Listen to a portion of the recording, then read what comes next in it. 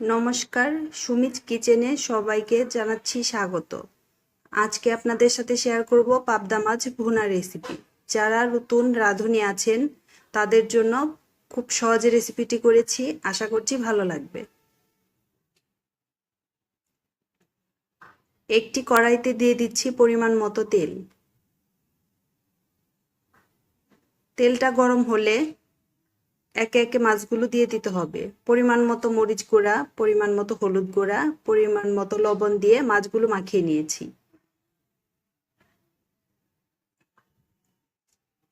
যারা পাবদা মাছের গন্ধ সহ্য করতে পারেন না তারা পাবদা মাছ রান্নার আগে 1 চা চামচ পরিমাণ লেবুর রস, পরিমাণ মতো লবণ দিয়ে মাখিয়ে 10 মিনিট রেখে দিয়ে ধুয়ে নিলেই গন্ধটা আর থাকবে না।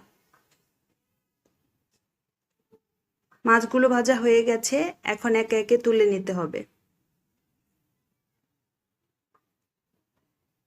মাছ ভাজার তেলে দিয়ে দিচ্ছি ছোট 2টি এলাচ, ছোট এক টুকরো দারচিনি, এক টুকরো তেজপাতা। ফোড়নের জন্য পরিমাণ মতো আস্ত জিরে। ফোড়নটা ফুটে ওঠার পর দিয়ে দিচ্ছি 1 কাপ পরিমাণ পেঁয়াজ কুচি।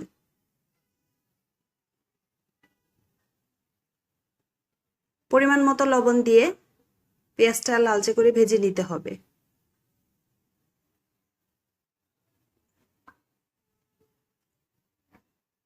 পেঁয়াজটা ভাজা হয়ে গেলে হাফ চা চামচ পরিমাণ আদা বাটা, হাফ চা চামচ পরিমাণ রসুন বাটা দিয়ে কাঁচা গন্ধ যাওয়া পর্যন্ত ভেজে নিতে হবে।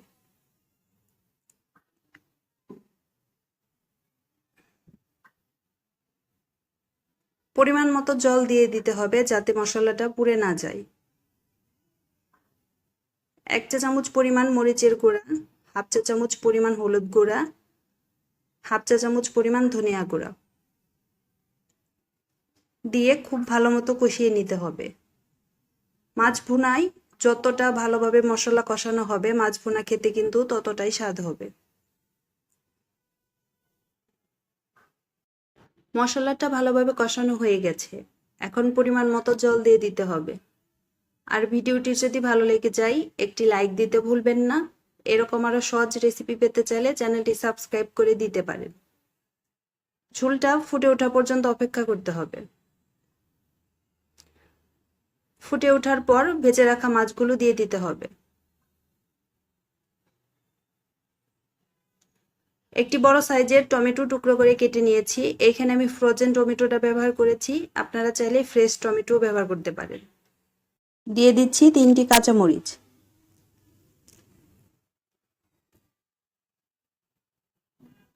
ঢাকনা দিয়ে 10 মিনিট রান্না করে নিতে হবে। এবার 10 মিনিট রান্না হয়ে গেলে ঢাকনা খুলে আলতোভাবে মাছটা নেড়ে দিতে হবে।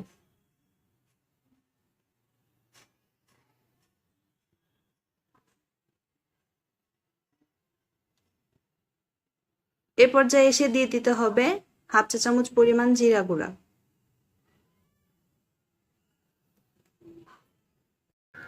আর পরিমাণ মতো ধনেপাতা কুচি দিয়ে নামিয়ে নিলেই একদম রেডি পাবদা মাছ ভুনা। খুব সহজে রেসিপিটি করেছি, আশা করছি আপনাদের ভালো লাগবে।